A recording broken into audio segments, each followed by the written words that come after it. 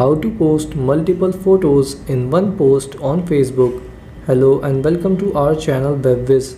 In this tutorial, I'm going to show you how you can easily post multiple photos in one post on your Facebook app. So please watch till the end to properly understand the tutorial. So first you have to open your Facebook app. Then tap on right here something. And then tap on photo and video. Now to select multiple photos, just tap on the photos you want to select. And then you have to tap on next in the top right corner here.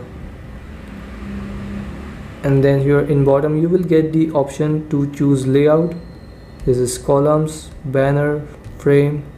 And if you don't want any banner, you can tap on classic.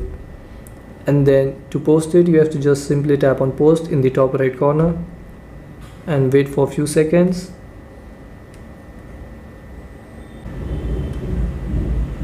And your post with multiple photos will be posted. And so this is how you can post multiple photos in one post on your Facebook app. Thanks for watching.